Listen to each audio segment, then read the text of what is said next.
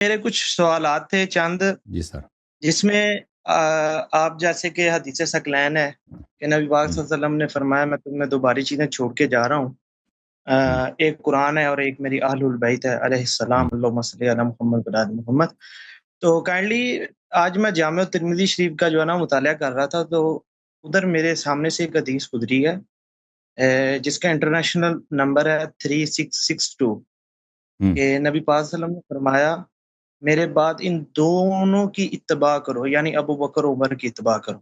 تو کائنڈلی اس کے اوپر مجھے تھوڑی سی کلیریفیکیشن چاہیے تھی کہ آپ ہمارے کتب سے آپ حدیثیں دکھاتے ہیں، تو کائنڈلی اس کے بارے میں آپ کا کیا کہنا ہے؟ کیا یہ حدیث صحیح ہے 3662 انٹرنیشنل جی نمبر میں کے آپ کو مطابق؟ بتاتا ہوں. جی دیکھیں یہ حدیث غلط ہے. آپ کے اپنے علماء نے کہا ہے کہ یہ حدیث غلط ہے. البانی کے مطابق تو ٹھیک ہے۔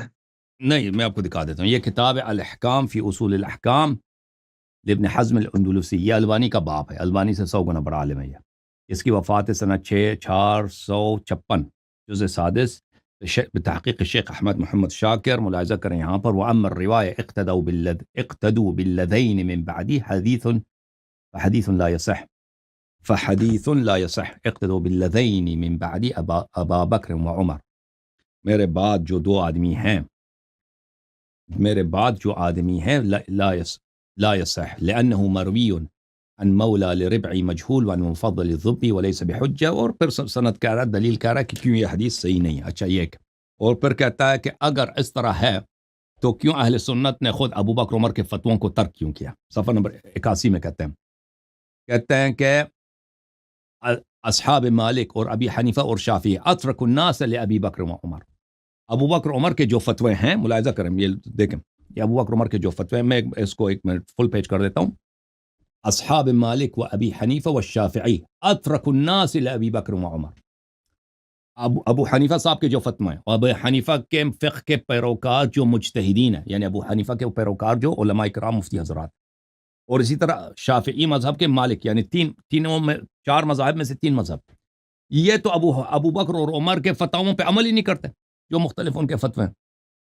ہر فتوے میں ان کے مخالف. اگر رسول صلی اللہ علیہ وسلم کا حکم ہے کہ ان کے اقتداء کرو تو پھر یہ کیوں کرتے ہیں؟ تو اس کا مطلب ہی یہی ہے کہ مالک کے نزدیک، شافعی کے نزدیک، ابو حنیفہ کے نزدیک یہ جو ہے یہ حدیث مطرود ہے.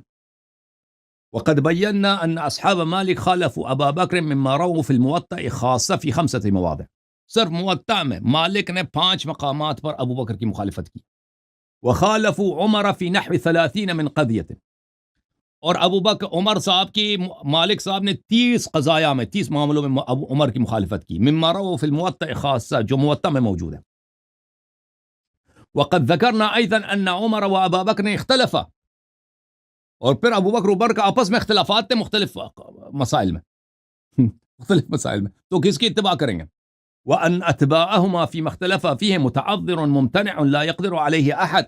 اور جن مسائل میں ابو بکر عمر کے اختلاف ہیں تو پھر تو ناممکن ہے کس کی اتباع کریں گے بھائی؟ رسول صلی اللہ علیہ وسلم نے فرمایا دونوں کی اتباع کرو، دونوں آپس میں اختلاف کرنا ہے. ٹھیک ہے نا؟ یہ کتاب ہے. میں واپس آتا ہوں بھائی، آپ ناراض نہ ہونا. میں نے فل پیج کیا ہوا ہے، ناراض تو نہیں ہوا ہے فیضان صاحب؟ آپ میں کتاب دکھا رہا ہوں نا، کتاب دکھانے کے بعد میں واپس آؤں گا آپ کے پاس. ہاں یہ کتاب ہے، کتاب ہے الاحادیث احادیث معلّہ ظاہرها الصحہ، شیخ ابی عبد الرحمن مقبل ابن ہادی الوادعی. وہ احادیث جو ضعیف ہیں ظاہری طور پہ لوگ سمجھتے ہیں یہ صحیح ہیں. ٹھیک ہے نا؟ یہ کتاب چھپی ہے سنہ 2000 میں، دار الاثار یمن صنعاء میں.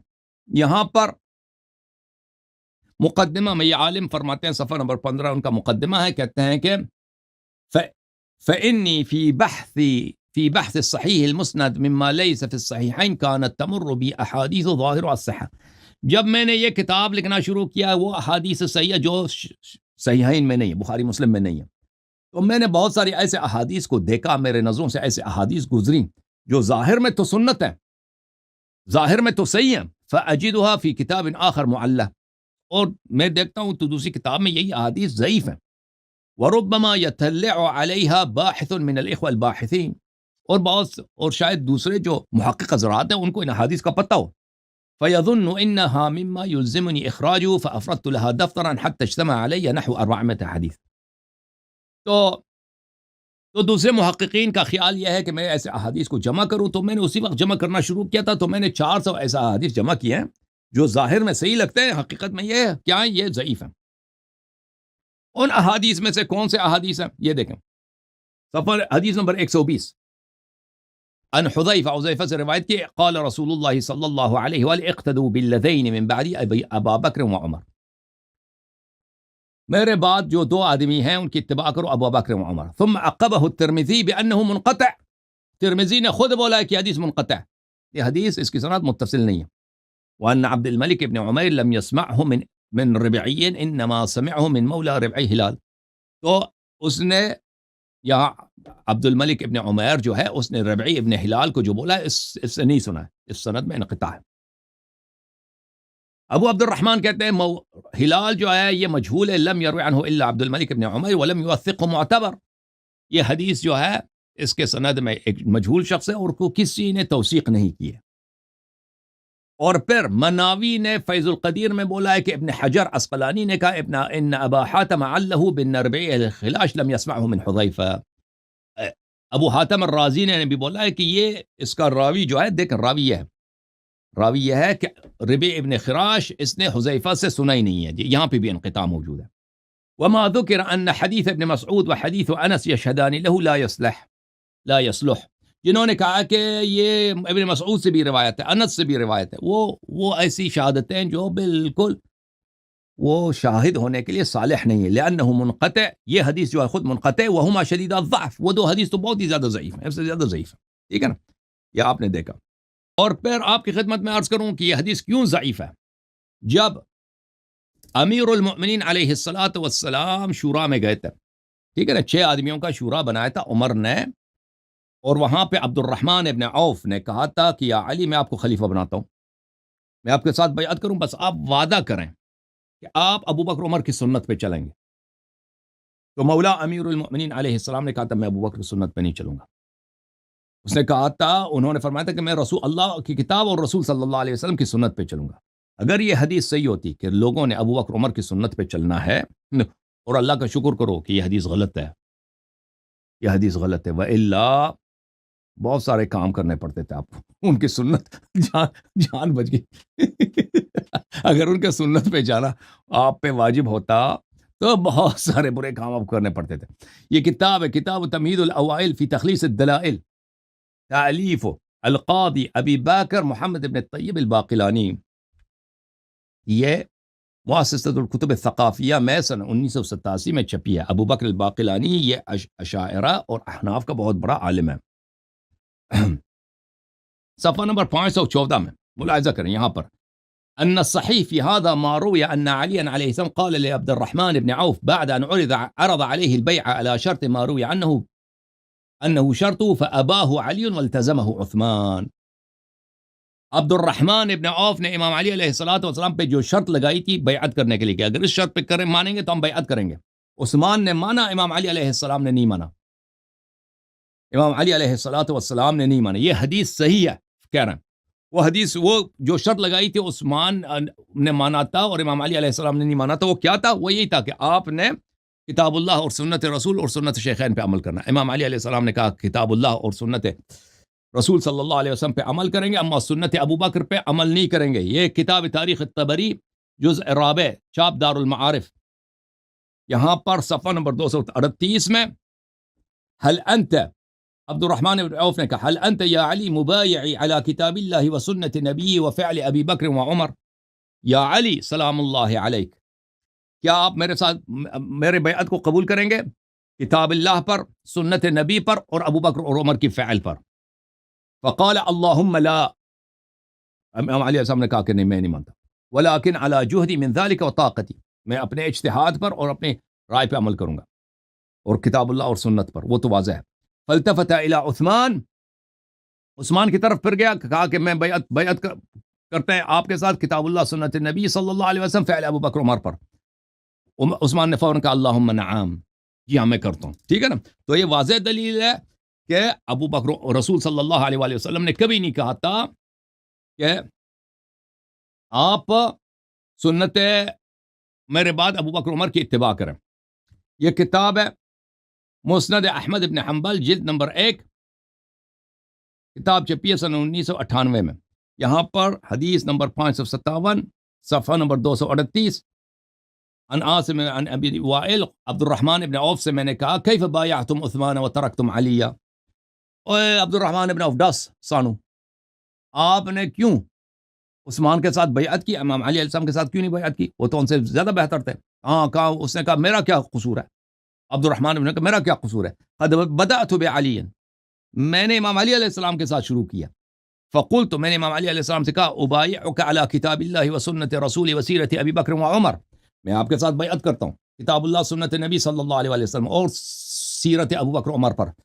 قال فقال فیما استطعت, امام علی علیہ السلام نے کہا کہ میں ان باتوں میں جو میرے بس میں کرتا ہوں. عثمان سے میں نے جب یہ عرض کیا تو عثمان نے فوراً قبول کیا, دیا سنت ابو بکر عمر مقبول ہے مجھے. اور اس کے دوسرے الفاظ کے ساتھ بھی یہ بہت بھلے یہ مروی ہے. پھر یہ حدیث اگر ہوتا صحیح ہوتا نا اقتدوا بالذین من بعد, میرے بعد اقتداء کرو ابو بکر عمر کی, اگر یہ واضح ہوتا تو سقیفہ بنی ساعدہ میں انصار نے تو نہیں کہا کہ ہم ابو بکر عمر سے بیعت کریں گے. ابو بکر وہ خود اپنا خلیفہ بنانا چاہتے ہیں سعد بن عبادہ کو. اور ملاحظہ کریں یہ صحیح بخاری ہے جلد صفحہ نمبر 651 حدیث نمبر 3668, ٹھیک ہے نا. یہاں پر ابو بکر نے جب خطبہ دیا ہے, بات کی ہے سقیفہ بنی ساعدہ میں, فقال فی کلامی نحن الامراء وانتم الوزراء, کہ ہم جو ہے ہم قریش کیا ہوگا, قریش امیر ہوگا اور آپ لوگ ہمارے ساتھ رہیں. فقال حباب بن المنذر لا واللہ لا نفعل منا امیر ومنکم امیر, اس نے کہا کہ حباب بن المنذر نے کہا نہیں, ایک امیر قریش کا ہونا چاہیے, ایک امیر ہمارا انصار کا ہونا چاہیے. فقال ابو بکر لا ولكن الامراء وانتم الوزراء, نہیں کہ عمر قریش نے کہا, ابو بکر نے کہا کہ نہیں ہم قریش میں سے, عرب آپ کو نہیں مانیں گے, عمراء ہمارے اور آپ ہمارے ساتھی. ہم اوسط العرب دارا, قریش جو ہیں پورے عرب میں سب سے زیادہ جانے پہچانے ہیں. وَأَعْرَبُهُمْ أَحْسَابًا, اور سب عربوں میں سب سے زیادہ ان کی بات مانی جاتی ہے. فَبَايِعُوا عُمَرَ وَأَبَا عُبَيْدَةَ, آؤ عمر کے ساتھ بیعت کرو یا ابو عبیدہ کے ساتھ بیعت کرو. تو واضح بات ہے کہ اگر کہتا نا رسول اللہ صلی اللہ علیہ وسلم کہ میرے بعد آپ نے ابو بکر عمر کی اتباع کرنی ہے, تو عمر کو ابو بکر کو اسی کو کوٹ کرنا چاہیے نا. یہ تو نہیں کہنا چاہیے انصار سے کہ بھائی عرب قریش جو ہے یہ عربوں میں زیادہ جانے پہچانے, عرب زیادہ ان کی عزت کرتے ہیں, تو آ جاؤ پھر ابو عبیدہ کی بیعت کرو. وہ تو بات بنتی ہی نہیں تھی نا.